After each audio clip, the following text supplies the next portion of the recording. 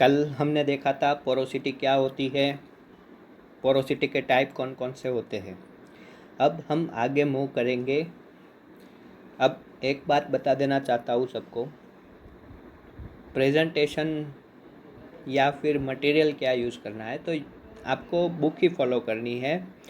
Book में से ही आपको पढ़ना है, बुक में से ही आपको अपनी नोट्स बनानी है या फिर बुक को हाईलाइट करके रखना है, क्योंकि मैं भी जो सेंटेंसेस बोल रहा हूँ वो बुक का हिंदी ही है, वो बुक में से ही एक्सप्लेन कर रहा हूँ, वो बुक का ही एक पार्ट है। तो तारिक अहमद एंड अभिजीत दांडेकर आपको अपने पास रखनी है, हो सके तो जेरोक्स करवा लीजिए, वही पढ़नी है, उसी में से क्वेश्चन सॉल्व करने हैं या फिर थोड़े बहुत क्वेश्चन हम भी देखेंगे गेट में किस तरह से क्वेश्चन आते हैं। और आज का टॉपिक है हमारा हाउ टू कैलकुलेट पोरोसिटी। हम आज सीखेंगे कि पोरोसिटी हम कैसे कैसे कैलकुलेट कर सकते हैं। तो कल हमने जिस तरह से देखा था कि पोरोसिटी होती क्या है, porosity percentage of pore volume with respect to bulk volume, ये हो गया परसेंटेज। तो हमें क्या क्या फाइंड करना है, पोरोसिटी फाइंड करने के लिए हमें क्या चाहिए, पोर वॉल्यूम चाहिए एंड बल्क वॉल्यूम चाहिए। तो पहली चीज़ देखते हैं, पोर वॉल्यूम चाहिए, बल्क वॉल्यूम चाहिए, ये या फिर ग्रेन वॉल्यूम चाहिए। तो हमारी रिक्रूटमेंट ये तीनों में से कोई भी दो है, ठीक है। तो हम डिफरेंट यूज़ कर सकते हैं, क्योंकि हमें पता है bulk volume is equal to pore volume वत्ता ग्रेन वॉल्यूम। तो अब पहले बात करेंगे हम पोर वॉल्यूम कैसे कैसे। ओके चलो स्टार्ट करते हैं, बल्क वॉल्यूम कैसे कैसे फाइंड कर सकते हैं। First, calculations of the bulk volume. So for bulk volume first method है on the basis of the geometry, on the basis of the geometry. How? So we what happen, और हम क्या करते हैं, हम पहले कोर प्लग निकालते हैं। उसमें भी दो प्रकार के कोरिंग होते हैं, वो हम अभी आगे देखेंगे, जब कोर एंड कोरिंग देखेंगे पोरोसिटी के बाद वो इंक्लूड कर लेंगे। तो पहली चीज़ ये है कि पोरोसिटी निकालते हैं, तब पहली चीज़ हमें रिक्वायरमेंट हुई बल्क वॉल्यूम की। तो बल्क वॉल्यूम निकालने के लिए हमारे पास सिलेंडर प्लग हम निकालेंगे। ये सिलेंडर प्लग है तो उसका डायामीटर एंड लेंथ अगर हमें पता है, रेडियस पता है और लेंथ पता है, जिसे हम हाइट भी बोलते हैं, तो हम सिंपल स्टैंडर्ड 10 धोरण 10 5/4 d² L volume of the cylinder is the bulk volume. But normally होता क्या है, हर बार हमें सिलिंड्रिकल कोर प्लग मिले ये ज़रूरी नहीं है। तो एक्यूरेसी इस मेथड में सबसे कम होगी, एक्यूरेसी सबसे कम होगी। ये पहली मेथड हुई, ये बहुत ही सिंपल मेथड है। अगर आपको डायामीटर और लेंथ देख के रखा है या फिर इसको हाइट लेना है तो हाइट लेके इसको हाइट पे, वो तो सिंपल है। तो ये चीज़ हुई पहली जियोमेट्री से। दूसरी मेथड, ये बहुत ही इम्पोर्टेंट मेथड है, इससे क्वेश्चन बन सकता है, जिसे हम बोलते हैं आर्किमिडीज प्रिंसिपल। स्पेलिंग गलत हो सकता है, कॉन्सेप्ट नहीं, so don't worry about that. Archimedes principal पहले देख लेते हैं आर्किमिडीज ने क्या बोला था। आर्किमिडीज ने ये बोला था कि जब कोई भी पदार्थ होता है, कोई भी ये एक पदार्थ है, ठीक है, कोई भी एक ऑब्जेक्ट है, अगर उस ऑब्जेक्ट को अगर एक बकेट लिया, इस बकेट में अज्यूम करो कि इतना हाइट जितना पहले से फिल किया हुआ था, तो इसमें जो हाइट है वो अज्यूम करते हैं कि h जितनी हाइट ऑलरेडी वाटर की फिल है। अब जब इस ऑब्जेक्ट को इसमें रखा जाएगा तब क्या होगा, ये वाटर डिस्प्लेस्ड होगा। तो ये इसमें सैंपल हमने रख दिया है, ठीक है। अब इस सैंपल से जो डिस्प्लेस्ड अमाउंट है वो कितनी है, एक्स माइनस एच जितना वॉल्यूम डिस्प्लेस हुआ है। मैं हाइट के टर्म में बोल रहा हूँ, इनटू एरिया कर लेंगे, क्रॉस सेक्शनल एरिया, तो वो मिल जाएगा हमें वॉल्यूम, जो वॉल्यूम डिस्प्लेस हुआ है। तो आर्किमिडीज ने क्या बोला था कि जो वाटर का वॉल्यूम डिस्प्लेस हुआ है, वाटर वॉल्यूम डिस्प्लेस्ड, वो किसके इक्वल होगा, वो इस ऑब्जेक्ट के वॉल्यूम के इक्वल होगा। ठीक है, तो जो अपना ऑब्जेक्ट के वॉल्यूम के इक्वल ये वॉल्यूम मिल रहा है, ये मेथड को हम यूज़ करेंगे किस में, अपने पेट्रोलियम इंडस्ट्री में। हम क्या करेंगे, हमारा कोर प्लग होगा, इसका हमें क्या निकालना है, बल्क वॉल्यूम निकालना है। हमें बल्क वॉल्यूम निकालना है तो हम इसका ड्राई वेट करेंगे। ड्राई वेट यानी कि कौन सा वेट, जो वेट हम नॉर्मली एयर में मेजर करते हो वो वेट, वो हो गया हमारा ड्राई वेट। उसके बाद क्या करेंगे, हम अपना एक इंस्ट्रूमेंट है, उसके अंदर वाटर फिल किया हुआ है कम्प्लीटली, इसमें इंस्ट्रूमेंट प्लस वाटर का वेट हम निकाल लेंगे। अब इंस्ट्रूमेंट का वेट कई बार क्या होता है, कैलिब्रेट करके दिया है तो नेगलेक्ट भी कर लेते हैं, तो नहीं काउंट करेंगे, बट नॉर्मली होता है, हम इंस्ट्रूमेंट का वेट भी लेंगे और वाटर का वेट भी होगा। सपोज ये वेट है अपना 60 kg और ये दोनों मिला के है अपना 70 kg। ठीक है, अब जब मैं अपने इस कोर प्लग को इसके अंदर पोर करूँगा, यानी कि इसके अंदर डालता हूँ, तो इसके अंदर डालूँगा, ये पूरा वाटर से फिल है, ठीक है, और इसके अंदर अपना कोर सैंपल डाल दिया। अब मैं इसका वेट कर रहा हूँ, तो ये मुझे मिल रहा है 110 kg, यानी कि 110 kg। सोचो होना कितना चाहिए था, 130 kg, यानी कि 60 + 70, 7 6 13, 130 kg होना चाहिए था, पर मिल रहा है 110 kg। इसका मतलब क्या हुआ कि जब मैंने सैंपल इसमें रखा तो सैंपल के वॉल्यूम जितना वेट क्या हो गया, डिस्प्लेस हो गया, तो वो वेट निकल चुका है इंस्ट्रूमेंट के बाहर। तो जो 20 kg वेट का डिफरेंस आया, उसका मतलब मैं ये कर सकता हूँ कि ये 20 kg का डिफरेंस है, वो ये वाटर डिस्प्लेस का वेट है।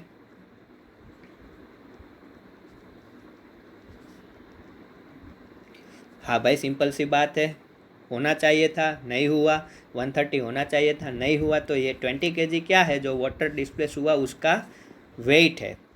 अब मुझे वेट से कहाँ किस में कन्वर्ट करना है, वॉल्यूम में कन्वर्ट करना है। तो क्या करेंगे, तो वॉल्यूम ऑफ वाटर डिस्प्लेस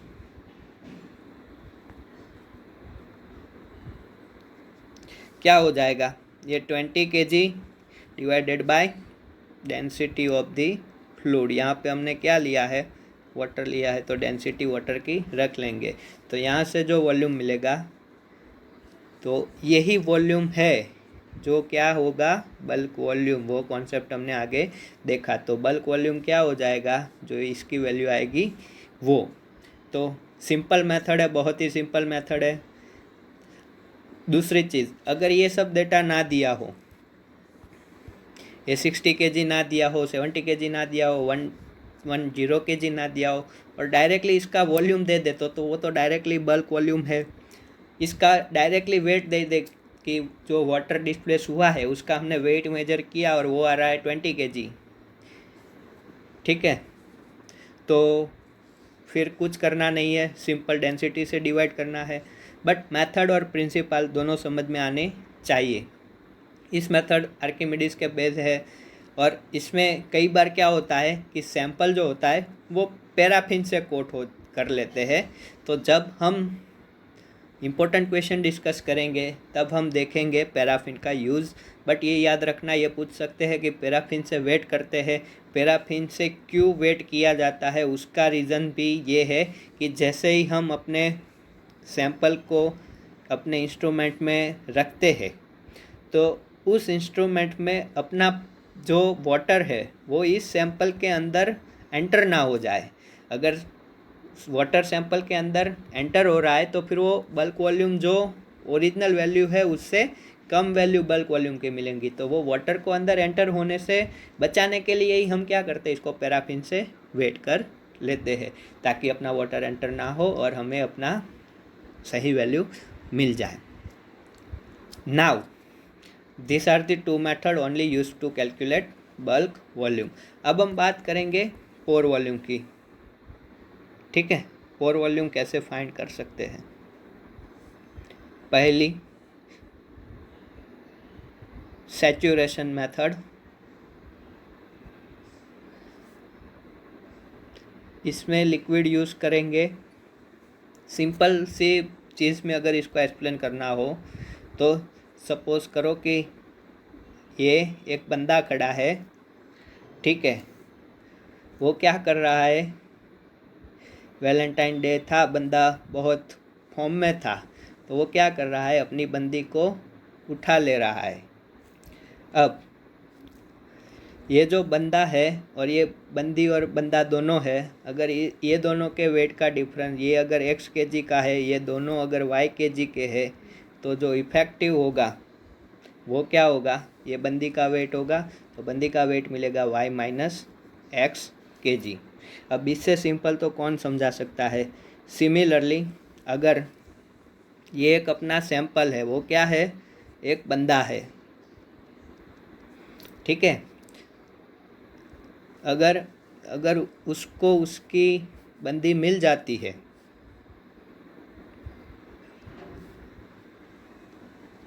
जो क्या है अपना इधर कोई भी फ्लूइड जो हम क्या करेंगे इसके अंदर एंटर करवाएंगे, ठीक है,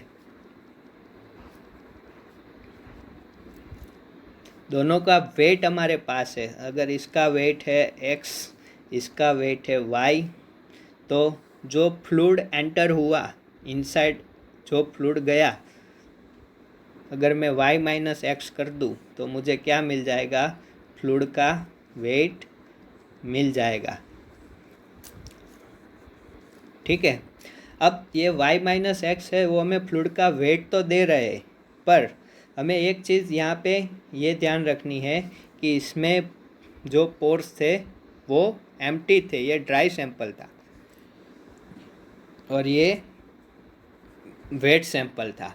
इसमें पोर्स पूरे के पूरे एम्प्टी थे, उसके बाद ही हमने वाटर फिल किया, तो जो फ्लूइड वेट मिल रहा है वो इजीली y माइनस एक्स से मिल जाएगा।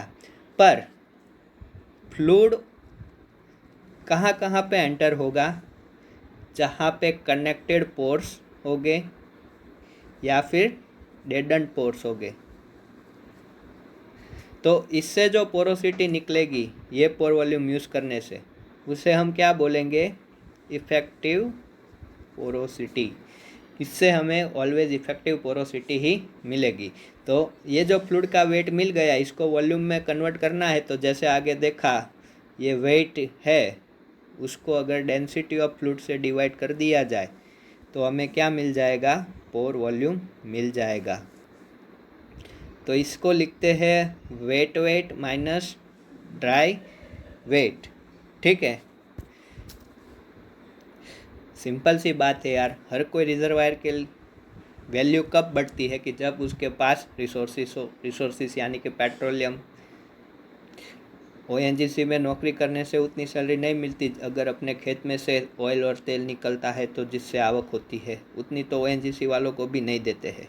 तो रिसोर्सिस है उसकी वैल्यू होती है, अपने पास भी जो रिसोर्सिस है इसीलिए उसकी वैल्यू होती है।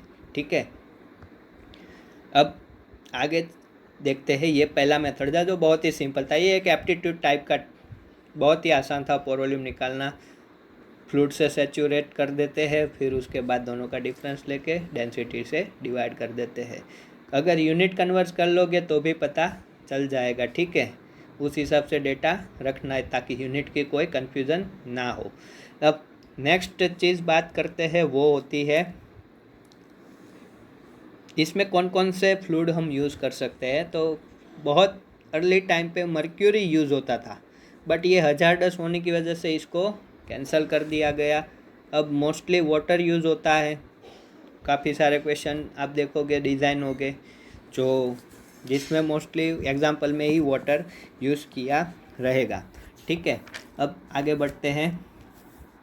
हीलियम भी यूज़ होता है सैचुरेशन मेथड में। फिर वाटर ऑयल तो सिंपल है, ये मेथड थी। अब नेक्स्ट मेथड है आफ्टर कैलकुलेटिंग फॉर वॉल्यूम। इसके बाद डांडेगर में एक दो मेथड दिए, वैक्यूम सैचुरेशन, वो यही मेथड है। तो एक बार ड्राई एयर है, उसके बाद वाटर यूज़ करके उसको वेट बना दिया और फिर उससे जो डिफरेंस मिला वो निकाल लिया। फिर लिक्विड सैचुरेशन मेथड है, वो सेम ही है। कोर फ्लडिंग किया, डिस्प्लेसमेंट एपरेटस लेके, उसके बाद लिक्विड को फोर्स किया उसमें पंप से, फिर वेट डिफरेंस ले लिया और फिर जो अपना पोर्स का वेट है वो वेट माइनस ड्राई वेट करके निकाल लिया। अब नेक्स्ट मेथड है वो होती है ग्रेन वॉल्यूम निकालने के लिए। तो अब देखते हैं ग्रेन वॉल्यूम कैसे निकलता है। तो पहली चीज़, अज्यूम अगर हमारे पास पूरा का पूरा ड्राई कोर प्लग है,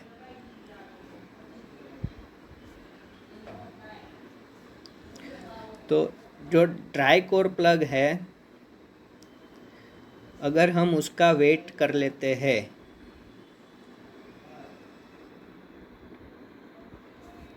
और आई कैन से मास बोलना ज़्यादा अच्छा रहेगा, वेट हम बेसिकली फोर्स के लिए यूज़ करते हैं। तो अगर हमारे पास ड्राई मास है और जो ग्रेन है उसकी डेंसिटी है, किसकी डेंसिटी है? ग्रेन की डेंसिटी है, क्योंकि हम मास किसका यूज़ कर रहे हैं? ओनली ग्रेन का। जो वॉइड है वो एकदम एम्प्टी है, पूरे के पूरे खाली है, तो उसका तो कोई वेट होने वाला नहीं है, इसीलिए हम वेट यूज़ कर रहे हैं एम ड्राई। तो यहाँ से अगर हमें वॉल्यूम ऑफ ग्रेन निकालना है तो mass of dry divided by density of grain, बहुत ही इजी मेथड है। ठीक है, इससे निकल जाएगा वॉल्यूम ऑफ दी ग्रेन। ये पहला मेथड हुआ। दूसरा मेथड जो हमने देख लिया है वो है आर्किमिडीज प्रिंसिपल। ओके, तो जब हम पूरा का पूरा कोर प्लग इसके अंदर पुट करते हैं तो जो हमें वॉल्यूम मिलता है वो मिलता है बल्क वॉल्यूम। बट अगर हम इसको क्रश कर दे और क्रश करने के बाद इसमें एंटर करवाए तो फिर जो वॉल्यूम मिलेगा वो मिलेगा वॉल्यूम ऑफ द ग्रेन। क्यों? क्योंकि भाई ये पूरा है और इसको ऊपर से पैराफिन से कोट भी करते हैं ताकि अंदर कोई लिक्विड एंटर ना हो जाए जो इसमें यूज़ हुआ होता है वो। ठीक है, तो अगर क्रश करके इसमें डालेंगे और उससे जो डिस्प्लेस्ड वाटर का वॉल्यूम मिलेगा वो वॉल्यूम से जो वॉल्यूम निकलेगा वेट से या वेट को डेंसिटी से डिवाइड करने के बाद फ्लूइड की, तो वही वॉल्यूम क्या होगा? ग्रेन वॉल्यूम होगा। ठीक है, इसके बाद थर्ड वन, ये मेथड बहुत ही इम्पोर्टेंट है। ये मेथड हीलियम पोरोसीमीटर के नाम से जाना जाता है। ठीक है,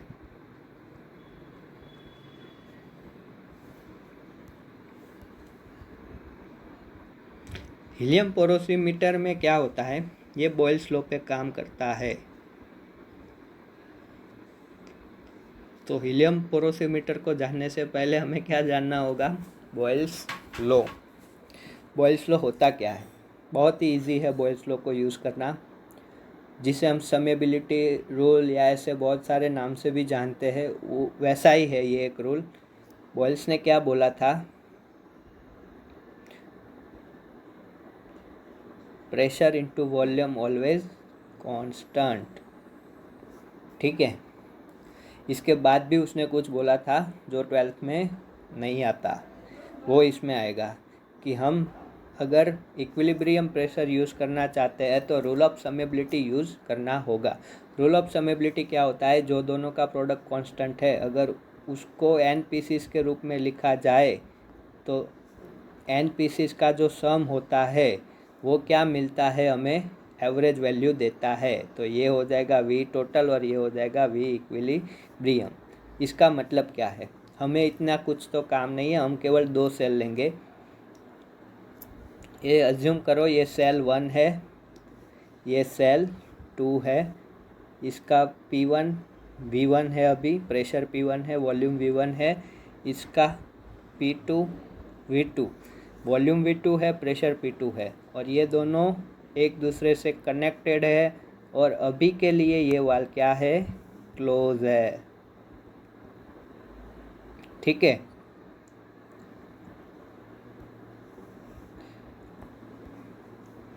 फिर ये वाल्व ओपन है और इसमें क्या है, अपना हीलियम गैस है। ठीक है, तो ये वाल्व ओपन है तो ये पूरा अभी क्या है, हीलियम से भरा हुआ है, इसके अंदर भी Hg फिल है, इसीलिए इसका प्रेशर क्या है, P1 है। ये वाल्व क्लोज है और ये अभी क्या है, ओपन, यानी कि एटमॉस्फेरिक प्रेशर पे है। ठीक है, अब क्या होगा, जो ये वाल्व है इसको जब मैं ओपन करूँगा, ठीक है, चलो अब इसको ओपन कर लेते हैं डायरेक्टली, बहुत कुछ ड्रॉ किए बिना। ये हो गया ओपन। अब ये ओपन हो गया तो क्या होगा, ये जो गैस है वो पूरा का पूरा इसके अंदर एंटर हो जाएगा। और कब तक एंटर होगा, क्योंकि हाई प्रेशर से लो प्रेशर की ओर गैस मूव करेगा। ये ऑलरेडी इससे प्रेशराइज किया हुआ था P1 पे, इसका वॉल्यूम, ये V1 है वो सेल का वॉल्यूम है। ठीक है, इसमें भी V2 है वो सेल का वॉल्यूम है। तो इसके अंदर क्या आ जाएगा, अपनी गैस आ जाएगी। कब तक आएगी, जब तक क्या ना हो, P इक्विलिब्रियम इस्टेब्लिश ना हो। ठीक है, तो जब ये वाल्व दोनों ओपन हो गए हैं, ये दोनों के बीच में इक्विलिब्रियम इस्टेब्लिश हो गया है, इस प्रोसेस में जब ये वाल्व ओपन होगा तो ये क्लोज हो जाएगा। तो अब क्या करेंगे, जो गैस दोनों में आ चुकी है तो अब एक इक्विलिब्रियम प्रेशर इस्टेब्लिश हो गया है। तो हमें अगर ये P इक्विलिब्रियम काउंट करना है तो हम कैसे काउंट करेंगे, तो हम क्या करेंगे, हमें P1 पता है, V1 पता है, वत्ता P2 पता है, V2 पता है, इज इक्वल टू क्या होगा, P equilibrium into V total, यानी कि V1 प्लस V2। ठीक है, अब प्रेशर तो गेज से मेजर कर सकते हैं, वॉल्यूम हमें पता है, तो हम इसको पेट्रोलियम में कैसे यूज़ करेंगे, अब वो देखते हैं। ठीक है, ये बेसिक क्या था, बॉयल्स लॉ था जो बॉयल्स ने यूज़ किया था, पर अब इसको पेट्रोलियम में कैसे यूज़ करना है वो देखते हैं। एक चीज़, इसमें जो प्रेशर है वो गेज में रखना है। ठीक है, यानी कि 1 atm हुआ तो वो क्या हो जाएगा, 0। 1 atmospheric pressure is equal to 0 gauge. ठीक है ना, या फिर 14.7 psi atmosphere is equal to 0 psi gauge. तो हमें इसमें डेटा ऑलवेज याद रखना है कि गेज में ही लेना है, एटमॉस्फेयर में लोगे कई बार आंसर गलत आ सकता है, उससे अच्छा है कि गेज में ही डेटा रखो। और ये फॉर्मूला अभी उतना काम का भी नहीं है, हम जो अपनी सिस्टम के लिए फॉर्मूला डिराइव करेंगे वो फॉर्मूला मोर बेनिफिशियल होगा। तो हम करते हैं, तो हम क्या करेंगे, जो ये सेल एम्प्टी था उसमें अपन क्या डाल देंगे, अपना सैंपल डाल देंगे। तो इनिशियली ये P1 क्या है, इस सेल का प्रेशर है, और V1 क्या है, इस सेल का वॉल्यूम है। ठीक है, ओवरऑल वॉल्यूम है इस सेल का।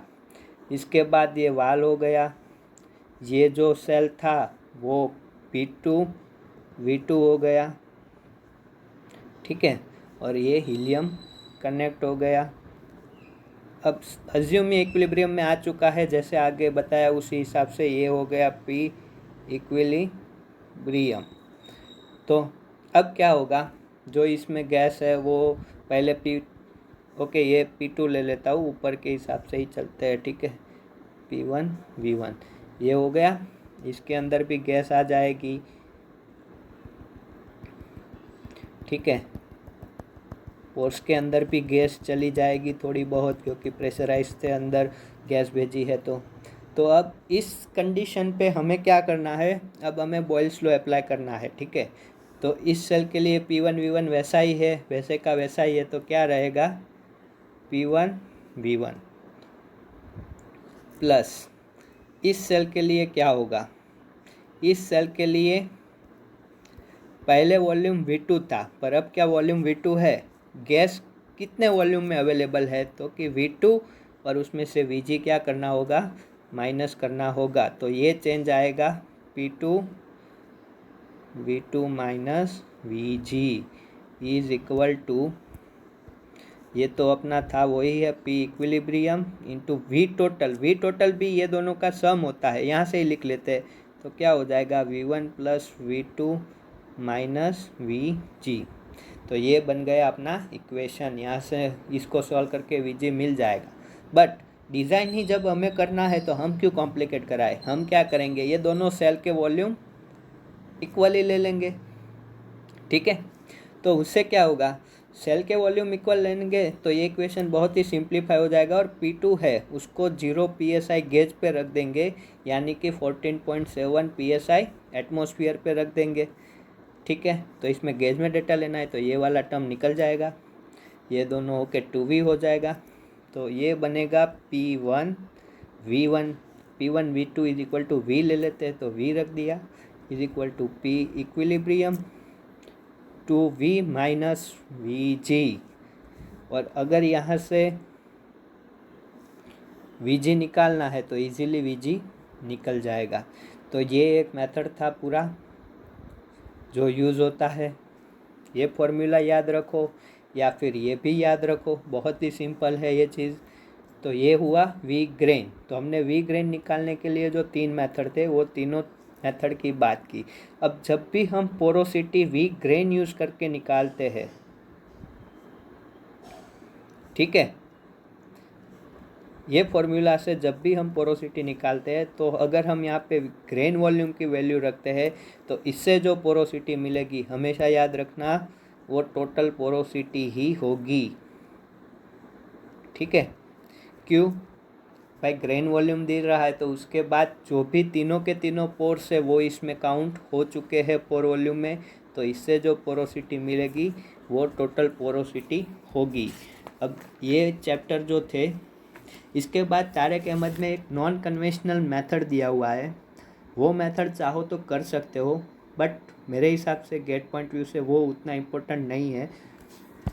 तो अगर चाहो तो तारिक अहमद शायद बोल दिया आगे, अभिजीत दांडेकर में नॉन कन्वेंशनल मेथड है जिसमें CT स्कैनिंग यूज़ होता है, वो उतना इम्पोर्टेंट नहीं लग रहा है, तो उससे आप स्किप कर सकते हो। या फिर वो सिंपल मेथड है, जैसे हम एवरेज डेंसिटी निकालते हैं वैसे ही एक CT स्कैनिंग रहता है, एक्सरे रहता है, जो पोर्स पे अलग तरीके से बिहेवियर देता है और वो उसके जो काउंट होते हैं एक्सरे कैप्चर करने के वो भिन्न देता है। तो जैसे ही एवरेज डेंसिटी हम फॉर्मेशन इवोल्यूशन में निकालते हैं उसी तरह से उसमें दिया हुआ है, चाहो तो देख सकते हो। फिर अब लास्ट चीज़, 2 चीज़ें अभी बाकी है। तो ये हो गए तीनों, हमने अब तक क्या देखा वो एक बार समराइज़ कर देता हूँ कि हमें निकालनी थी पोरोसिटी निकालने के लिए हमें निकालना था इधर पोर वॉल्यूम, इधर बल्क वॉल्यूम, इधर ग्रेन वॉल्यूम। पोर वॉल्यूम निकालने के लिए सबसे बढ़िया तरीका था सैचुरेशन मेथड। बल्क वॉल्यूम निकालने के लिए हमने देखा जियोमेट्री सिंपल, और दूसरी चीज़ हमने बल्क वॉल्यूम में देखी वो थी आर्किमिडीज प्रिंसिपल। ग्रेन वॉल्यूम में भी आर्किमिडीज अगर क्रश करके यूज़ किया हुआ हो। फिर दूसरी मेथड थी वो थी हीलियम पोरोसीमीटर,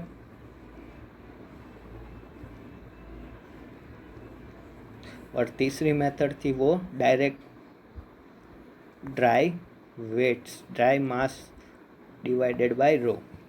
अब देखो जैसे डेटा दिया है उसी हिसाब से मेथड यूज़ करने हैं। इसमें डेंसिटी यहाँ पे ग्रेन की लेनी है, इसमें जो डेंसिटी है वो फ्लूइड की होती है, याद रखना।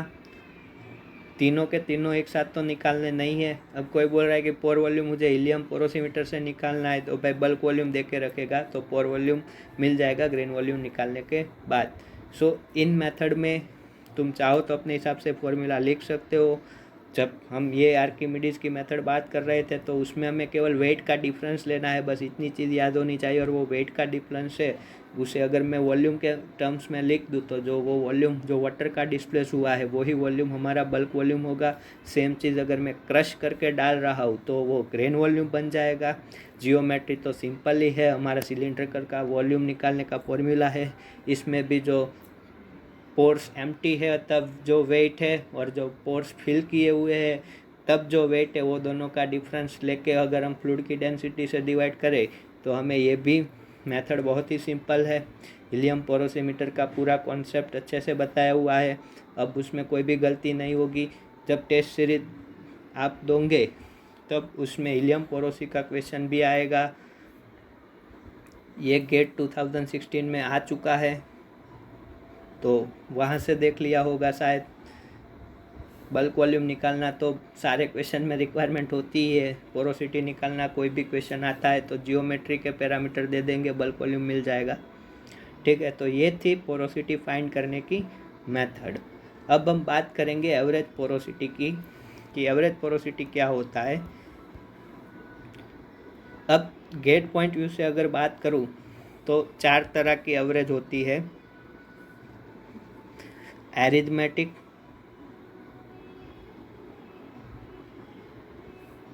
उसके बाद थिकनेस, वेटेज, ठीक है, उसके बाद एरियल, वेटेज, और last one is volume weightage. अब ये तो सिंपल डेटाबेस क्वेश्चन है, स्टैटिस्टिक जैसा ही है।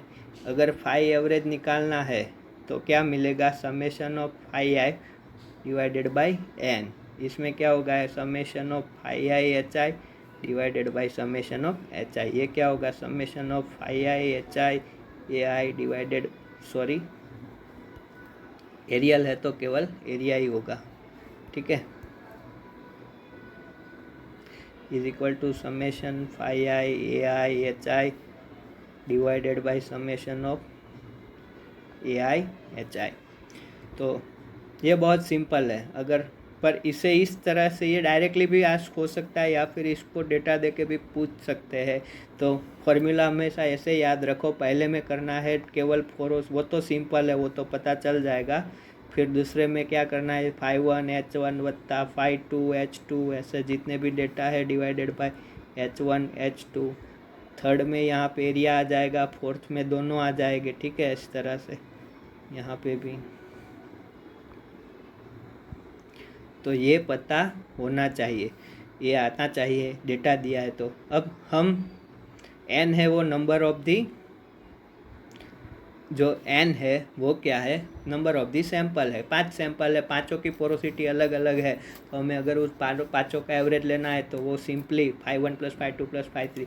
वैसे ही थिकनेस वेटेज एवरेज लेना है तो समेशन ऑफ 5i hi जितनी थिकनेस थी, इसे चलो रिजर्वायर का ड्राइंग से समझते हैं। अज्यूम करो ये लेयर्ड रिजर्वायर है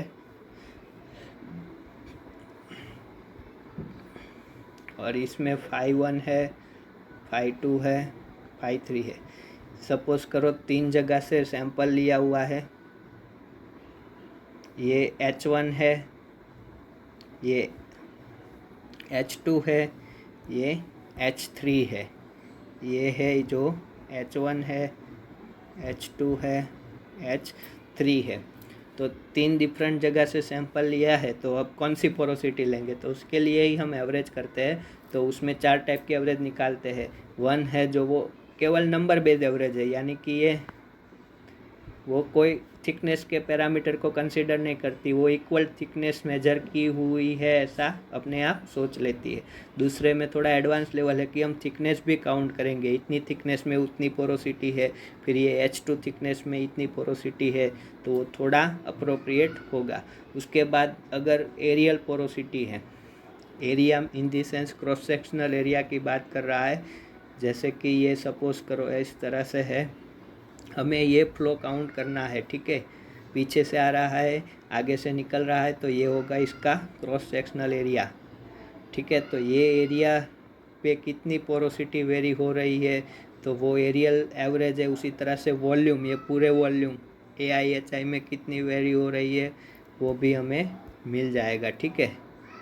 ये पूरे वॉल्यूम में कितनी पोरोसिटी वेरी हो रही है, तो वो डिफरेंट काइंड की एवरेज है। हमें गेट पॉइंट व्यू से इतना याद रखना है, चारों के फॉर्मूला और डेटा दिया हो 3 या 4 तो कैलकुलेटर में स्पीड से ही कैलकुलेशन करना आना चाहिए। The next and the last topic और last thing from this is the effects of different parameter on the porosity। Different parameter porosity पे कैसे इफ़ेक्ट करते हैं, उसके पहले मैं बोल देता हूँ, एक होमवर्क या सेल्फ स्टडी या कुछ भी देख लो, या फिर यूट्यूब पे दूसरे वीडियो से देख लो, या कहीं से भी देख लो, खुद से निकालो तो बहुत अच्छा है। क्यूबिक पैकिंग के लिए पोरोसिटी निकालनी है, आंसर आएगा 47%, जो सबसे ज़्यादा होती है ऑल पैकिंग अरेंजमेंट में, ठीक है। तो क्यूबिंग में होता क्या है, इस तरह से क्यूबिंग पैक है। अगर मेरी ड्राइंग उतनी अच्छी नहीं हो रही है, ठीक है, फिर भी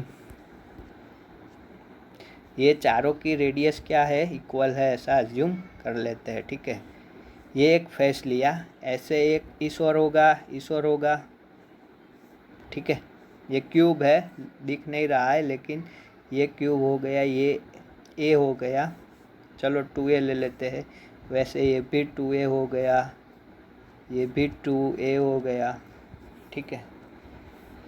और ये कितना होगा, तो फिर इतना आधा ये जो है वो A हो जाएगा। तो इसके लिए आपको पोरोसिटी निकालनी है, कुछ करना नहीं है, पोर वॉल्यूम अपन बल्क वॉल्यूम इंटू 100% करना है। फिर बल्क वॉल्यूम तो इजीली मिल जाएगा, L क्यूब होता है, 2A का क्यूब कर लोगे 8A क्यूब मिल जाएगा, ठीक है। और पोर वॉल्यूम निकालना है इजीली। पोर वॉल्यूम कैसे निकलेगा, bulk volume minus grain volume, इसे कर लो, इससे इजी हो जाएगा, क्योंकि ग्रेन हमें पता है, ग्रेन का वॉल्यूम हमें पता है, इसलिए हम क्या यूज़ करेंगे, ग्रेन वॉल्यूम यूज़ करेंगे। 8A क्यूब माइनस, ऐसा एक सेल है उसमें 8 क्यूब है और हर एक क्यूब 1/8 जितना शेयर कर रहा है, ठीक है। 8 जितने क्यूब है, 1 2 3 4, अगर ये पेसिस पे 4 है, यहाँ पे भी ये 1 2 3 4 5 6, ठीक है। इस तरह से कितने हो गए, 8 हो गए। सिंपल सी चीज़ है, अपनी रूम पे कुछ एजम्पशन कर लो, ये क्यूब है, ठीक है, और सब जगह बाउंड्री शेयर क्यू है, 1 2 3 4 5 6 7 8, कितने हो गए, 2 2 4, और यहाँ पे हर एक पॉइंट पे होगा, तो क्यूब में कितने पॉइंट होते हैं, 1 2 3 4 5 6 7 8, तो 8 क्यूब हो गए, ठीक है। वो दोनों की ये अगर मैं देखूँ तो ये जिस तरह से यहाँ पे टच है, वैसे ही इस पॉइंट का जो होगा वो इससे टच ही होगा। 3D फिगर देख लो, समझ में ना आए तो 3D फिगर देख लो क्यूबिक पैकिंग की। फिर ये बल्क वॉल्यूम में से अगर मैं ग्रेन वॉल्यूम बात करना चाहूँ तो 8 क्यूब है, और कोई भी एक पॉइंट एज्यूम कर लो अपने रूम का या कहीं पे भी हो तो उसका, तो आप देखोगे 8 क्यूब है, वो 8 ऐसे 8 सेल में डिस्ट्रीब्यूट हुए होंगे, ठीक है। 8 क्यूब है, वो 8 सेल में डिस्ट्रीब्यूट हुए होंगे। सपोज़ करो तुम्हारे बाजू वाले रूम में होगा, फिर तुम्हारे इस और कोई रूम होगा तुम्हारे सामने, तो उसमें होगा, तुम्हारे बाजू वाले के रूम के सामने वाले रूम में होगा, तुम बैठे हो उसके, तो ये अपर साइड 4 हो गए। वैसे ही सेम टू सेम नीचे की साइड 4 हो गए। तो कोई भी तुम ले लो यहाँ पे जो बॉटम पे है, तो वो 8 सेल के साथ डिस्ट्रीब्यूट होगा। ऐसे 8 गोले हैं और एक गोले का वॉल्यूम क्या होगा,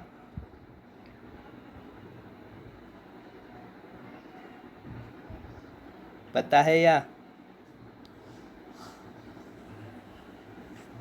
4/3 पाई आर क्यूब। यहाँ पे रेडियस कितनी है, ई जितनी।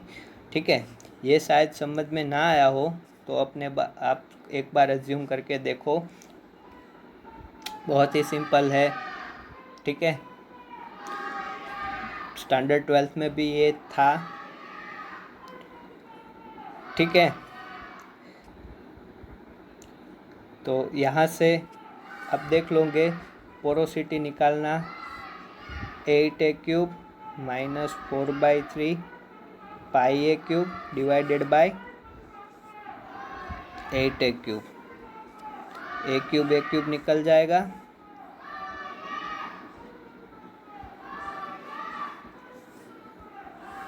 अगर इसको सिंप्लीफाई करके लिख दूँ तो 1 माइनस 6 पाई, इतना आंसर आएगा। बहुत ही सिंपल है, ये होगा 47% अप्रोक्सीमेट। ठीक है, अब हम बात करने वाले हैं इफेक्टिव पैरामीटर की। अब मैंने ये क्यों करवाया, देखो एग्ज़ाम के लिए तो रटना ही है। ये 5 क्यूबिंग फैक्ट जो होते हैं टेट्रागोनल ट्राइक्लिनिक, इसकी रट लो। वो कंपैरिजन भी पूछ सकता है, वो कुछ भी पूछ सकता है। क्यूबिक की सबसे ज़्यादा होती है, उसके बाद हेक्सागोनल। ठीक है, ये रट लो। पर ये मैंने इसीलिए करवाया क्योंकि अब हम जो parameter, effective parameter on porosity जब हम देखने वाले हैं, ठीक है, तो उसमें पहला पैरामीटर है ग्रेन साइज। क्या ग्रेन साइज पोरोसिटी को इफेक्ट करता है? ग्रेन साइज यानी रेडियस और डायामीटर, रेडियस या फिर डायामीटर ऑफ द ग्रेन, बड़ा ग्रेन, छोटा ग्रेन। देखो 5 = 1 - π/6, इसमें कहीं भी रेडियस इंक्लूड नहीं है। तो इसके कंक्लूजन में दो चीज़ जो बहुत ही इम्पोर्टेंट है, अगर रेगुलर पैकिंग है जैसे कि क्यूबिक हो गया, हेक्सागोनल हो गया, ये सब में पोरोसिटी फिक्स रहती है, उसमें ग्रेन साइज कोई भी इफेक्ट नहीं होता।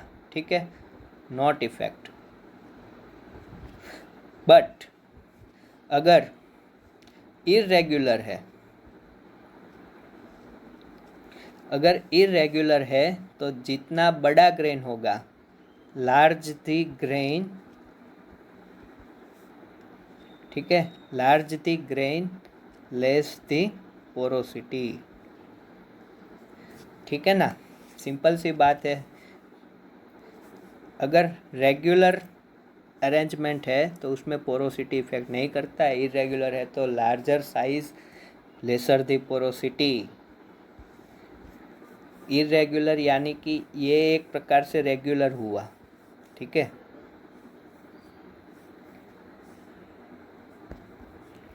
बट अगर इसके अलावा ये ऐसे ऐसे है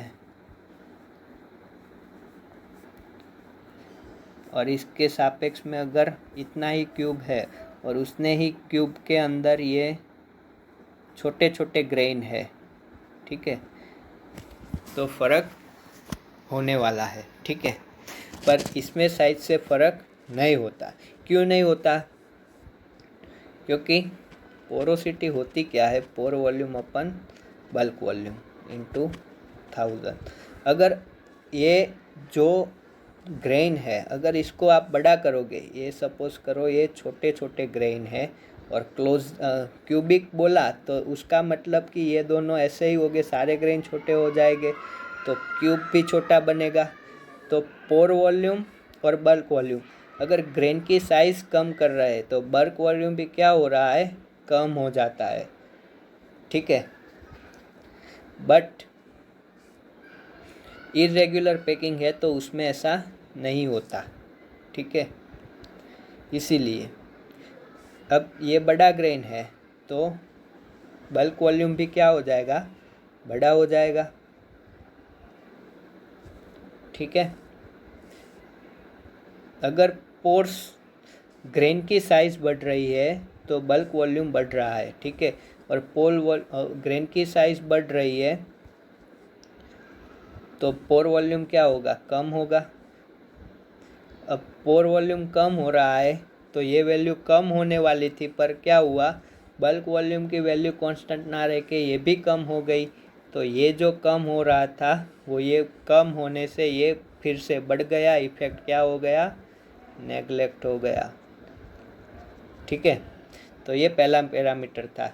इसके बाद दूसरा पैरामीटर है वो है ग्रेन का शेप।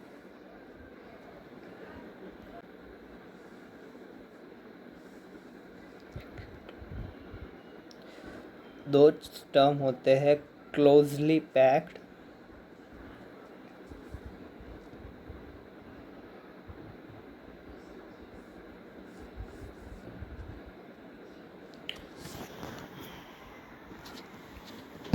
और not closely pack. When you read Abhijit Dandekar तो उसमें ग्रेन शेप पे लिखा होगा कि जितने अच्छे राउंड ग्रेन शेप होंगे तो वो क्लोजली पैक होंगे। ठीक है, और जो इरेगुलर है वो क्लोजली पैक नहीं होते हैं।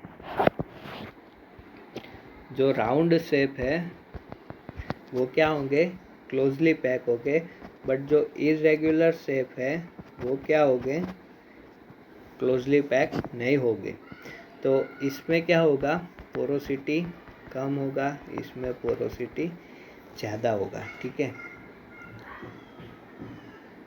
Irregular grain, yes, irregular grain में पोरोसिटी ज़्यादा होगा, ये अभिजीत दांडेकर में लिखा हुआ है। दूसरा पैरामीटर इफेक्ट हो गया। थर्ड पैरामीटर जो इफेक्ट होता है वो होता है सॉर्टिंग।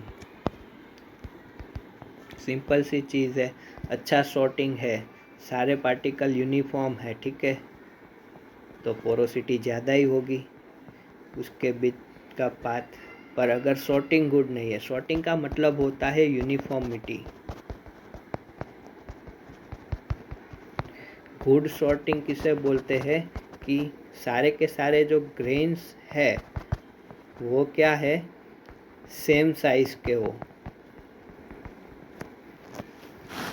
और बैड सॉर्टिंग किसे बोलते हैं कि थोड़े बहुत छोटे हो, छोटे बड़े हो, थोड़े कम हो। तो जो छोटी साइज वाले ग्रेन्स है वो पोर्स को क्या कर लेंगे, ब्लॉक कर लेंगे।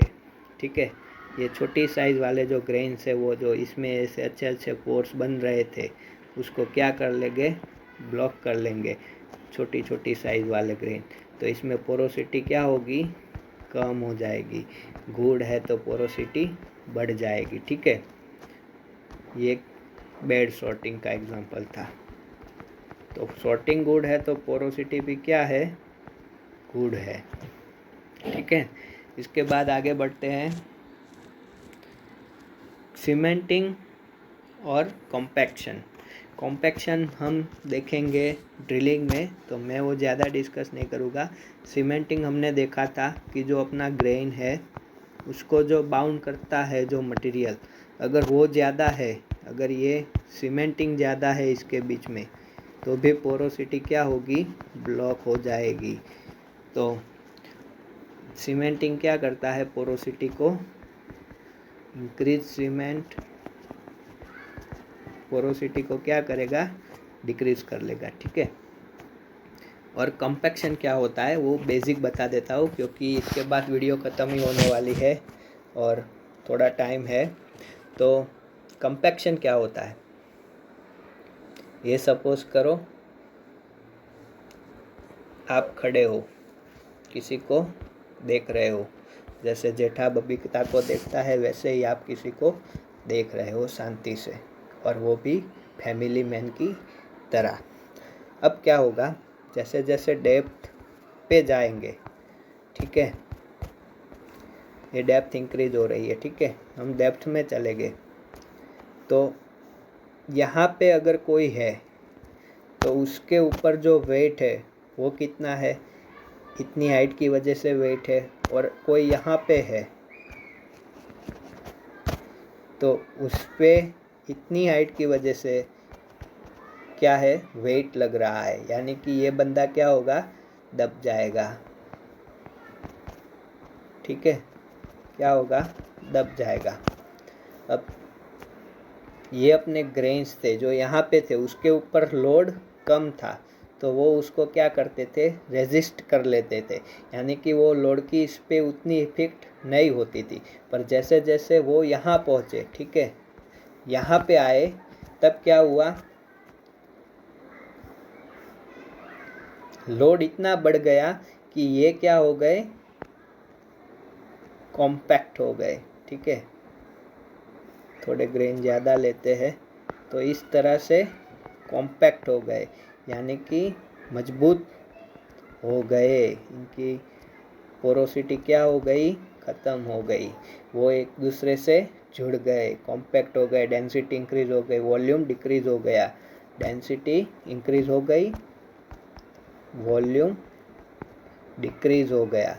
तो इससे पोरोसिटी क्या होगी, ऑलवेज कम होगी, क्योंकि वो क्लोज पैक आ जाएंगे अपने एक दूसरे से। बहुत ही जो लूज सेडिमेंट थे, जब डेप्थ कम थी तब वो लूज सेडिमेंट थे, जैसे कि हम कीचड़ देखते हैं वैसे लूज सेडिमेंट थे, उसमें जो लब्बे होते हैं वही क्ले है, क्ले और कुछ नहीं है, उसे ही हम टेक्निकल वर्ड में क्ले बोलते हैं। ठीक है, वही बेंटोनाइट है और कुछ उसमें नया नहीं है। ठीक है, तो ये क्या होगा, इसे हम कॉम्पैक्शन बोलते हैं, जो हम ड्रिलिंग के फर्स्ट चैप्टर में देखेंगे। ठीक है, अब साइज सेफ वाला कॉन्सेप्ट अगर आपको अच्छे से समझ में ना आया हो तो एक बार फिर से go for Abhijit Dandekar, read that book. एक बार आपको दिखा देता हूँ, अभिजीत दांडेकर,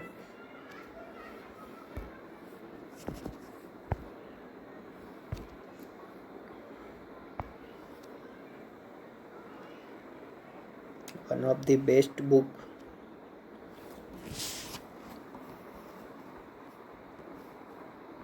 ये कहानी हमने अब तक देखी वो है क्लासिफिकेशन ऑफ पोरोसिटी। ये देखो इन्फ्लुएंस पैरामीटर यहाँ पे दिए हुए हैं, मैं इसको थोड़ा जूम कर लेता हूँ। मेरी पेन चली गई, ठीक है, तो यहाँ पे आप पढ़ सकते हैं इस पैराग्राफ में जो सेकंड लास्ट है, the shapes of the sediment effect the porosity of rock.